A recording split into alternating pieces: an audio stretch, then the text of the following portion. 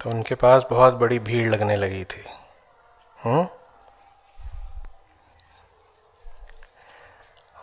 और जब वो 50 के आसपास के होने लगे थे, उसी समय अमेरिका में न जाने कितनी बड़ी ज़मीन खरीद ली थी, कम्यून बसा लिया था। ये सब ऐसे ही थोड़ी हो जाता है, बहुत कुछ बोलना पड़ता है। तो उन्होंने बोला, मुझे नहीं बोलना है तो मैं नहीं बोलूँगा। जिन्हें ज़मीनें चाहिए हों और भीड़ खड़ी करनी हो, उनके लिए झूठ बोलना बहुत ज़रूरी हो जाता है। हेलो दोस्तों, आज मैंने एक वीडियो देखा जिसमें आचार्य प्रशांत जो ओशो के बारे में बात कर रहे हैं। किसी व्यक्ति ने उनसे एक क्वेश्चन पूछा है कि क्या ओशो जो बातें कहते हैं वो बातें अच्छी हैं, सच्ची हैं या झूठी बातें हैं। तो इस प्रश्न के उत्तर में आचार्य प्रशांत कहते हैं कि ओशो ने बहुत सारा झूठ बोला है, क्योंकि उनको बहुत सारी चीज़ें इकट्ठा करनी थी, भीड़ इकट्ठा करनी थी और बहुत सारी भौतिक चीज़ें उनको इकट्ठा करनी थी। इस कारण से ओशो ने काफ़ी झूठ बोला है। अपने प्रवचनों में जो उन्होंने बोला उसमें काफ़ी चीज़ें झूठ बोली उन्होंने। और आचार्य प्रशांत ऐसा कुछ भी नहीं करना चाहते हैं कि वो भी उसी कैटेगरी में आए और उनको जो भी बोलना वो सच बोलेंगे, झूठ बिल्कुल नहीं बोलेंगे। अगर हम ओशो के बारे में पढ़ें या उनके प्रवचनों को सुने तो ओशो एक महान तर्कशील व्यक्ति थे।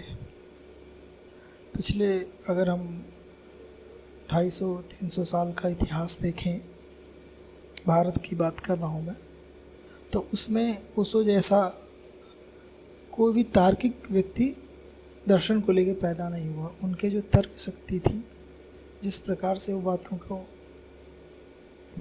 कहते थे और अपनी तर्कपूर्ण बातों से उसको सिद्ध भी करते थे, तो ऐसा कोई विचारक या कोई भी दार्शनिक फिलहाल 200-300 वर्षों में पैदा नहीं हुआ है। अच्छी बात है, आचार्य प्रशांत ने काफ़ी पढ़े लिखे व्यक्ति हैं। IIT IIM से भी उन्होंने डिग्री हासिल करी हैं। IAS का भी एग्ज़ाम उन्होंने शायद क्लियर किया था। परंतु इसका मतलब ये नहीं है कि ये ओशो के बारे में इस तरीके की बातें कह सकते हैं। इनको किसी प्रकार का अधिकार नहीं है, क्योंकि ओशो ने जितना सच बोला शायद किसी ने बोला होगा।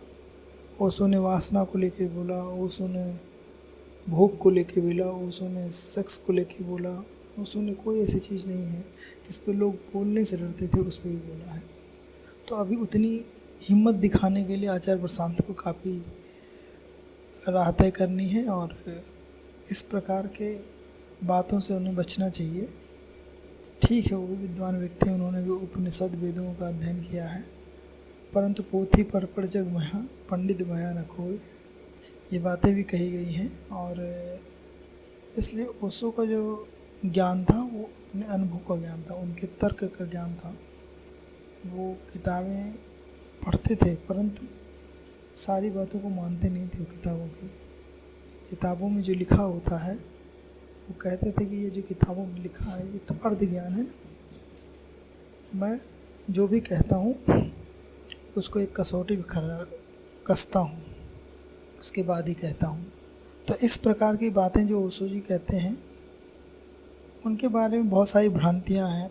आप उनसे सहमत हो सकते हैं, उनसे असहमत हो सकते हैं, परंतु उनके प्रवचन जब आप सुनेंगे तो आपका दिमाग हिल जाएगा। क्योंकि जो बातें उन्होंने कही हैं, पहली बार कही हैं। उन्होंने कृष्ण के बारे में बोला, उन्होंने बुद्ध के बारे में बोला, उन्होंने विवेकानंद के बारे में बोला, राम, सभी के बारे में बोला। और ऐसी ऐसी बातें बोली हैं जो बोलने से लोग डरते हैं।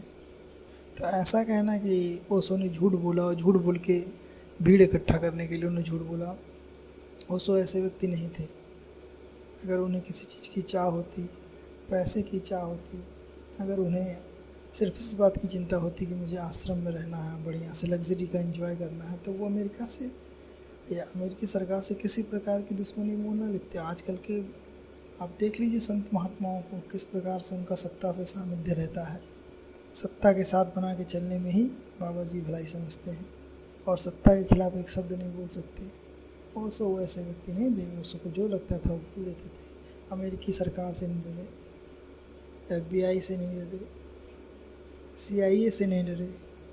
और ऐसे व्यक्ति के बारे में कहना कि वो झूठ बोलता था, क्योंकि उसे भीड़ चाहिए था, लोग उसके पास आते थे, वो किसी के पास नहीं जाते थे। और ओशो आज के आप जिसे कहेंगे मॉडर्न इंडिया के सबसे महान दार्शनिकों में से एक थे। उसके जैसे दार्शनिक होना, उसके जितने तर्कशील होना, तो ऐसे महान व्यक्ति के बारे में अगर इस प्रकार की बातें ना बोली जाएं, सिर्फ एक छोटी सी आपको पॉपुलैरिटी मिल सकती है, ये बात मानते हैं। ओशो के ऊपर अगर आप इस तरह की बातें करेंगे तो आपको पॉपुलैरिटी मिलेगी, तो पॉपुलैरिटी तो आपको वैसे ही मिल रही है, क्यों आप इतनी जल्दी भी भाई, थोड़ा तो धैर्य रखें। धन्यवाद।